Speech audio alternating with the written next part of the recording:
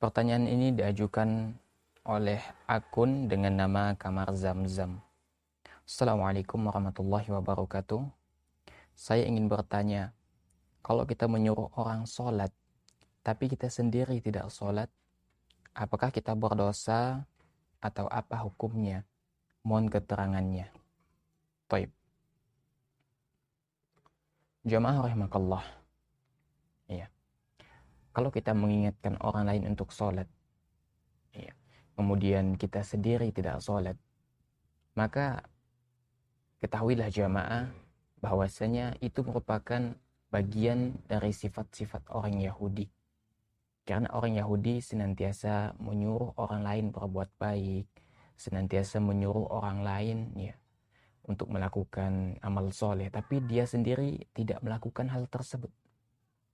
Ya, Allah Subhanahu wa taala berfirman, "Atamuruna an-nasa bil birri wa tansawna anfusakum wa antum tatluna al-kitab afala ta'qilun."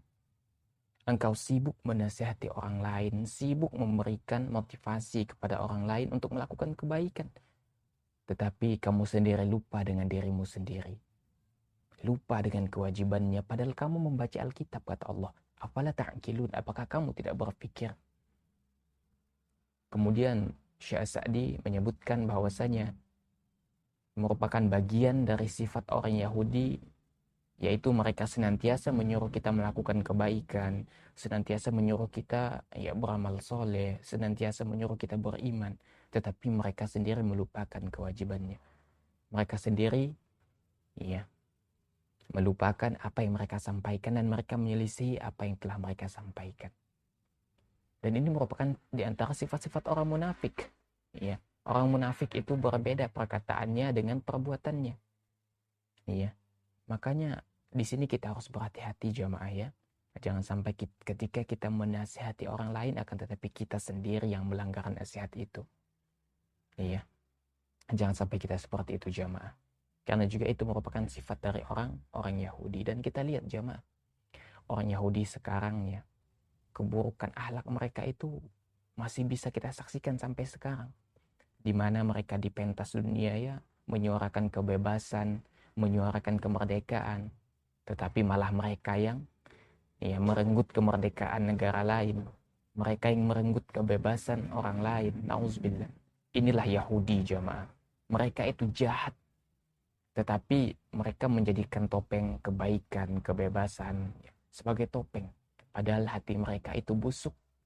Dan kita lihat kejahatan mereka sampai sekarang bisa kita saksikan di media massa, diberitakan, di media elektronik, dan di media-media lainnya. Ya, itu yang pertama, yaitu jangan sampai kita sendiri yang melanggar nasihat kita. Ya, kita sibuk menasihati orang lain nih, tapi kita lupa dengan diri kita. Maka jangan seperti itu. Karena itu diantara sifat-sifat Yahudi. Kemudian terkait dengan meninggalkan sholat, maka janganlah seperti itu jamaah ya. Ya, karena ini bukan perkara main-main. Sholat ini merupakan bukti ketaatan kita, ketundukan kita kepada Allah Subhanahu wa taala. Bahkan Syekh Al-Utsaimin dalam fatwanya menyebutkan orang yang meninggalkan sholat itu dihukumi kafir. Itu menunjukkan betapa berat besarnya ancaman bagi orang yang meninggalkan sholat. Maka hendaknya kita sebagai muslim berhati-hati. Ya, jangan sampai kita mendapatkan dua dosa sekaligus. Kita menasihati tetapi kita sendiri melanggarnya. Ya, kemudian kita menasihati orang untuk sholat tapi kita sendiri tidak sholat. Maka kita di sini ya memiliki dua pelanggaran sekaligus. Pertama, kita menyelisih ya nasihat kita sendiri dan ini merupakan bagian dari sifat orang Yahudi. Kedua, kita meninggalkan sholat dan ini merupakan di antara salah satu tiang agama Allah Subhanahu wa taala. Sholat ini merupakan bagian dari agama Islam. Iya. Bahkan sholat itu setelah syahadat. Kedudukannya setelah syahadat. Iya. Maka sholat ini merupakan bentuk realisasi, bentuk ketundukan kita kepada Allah. Dan ketahuilah jamaah, tidak ada yang mengingkari kewajiban yang ada di dalam Islam kecuali orang kafir. Maka ketika Anda meninggalkan bahkan mengingkari di antara salah satu yang ada di dalam Islam, yang salah satu di antara bagian-bagian syariat, tidak tunduk dan mengingkari dengan tidak menjalankan, Maka benar kata Syekh Utsaimin ya, bahwa dia dihukumi kafir ya, maka hendaknya kita harus berhati-hati.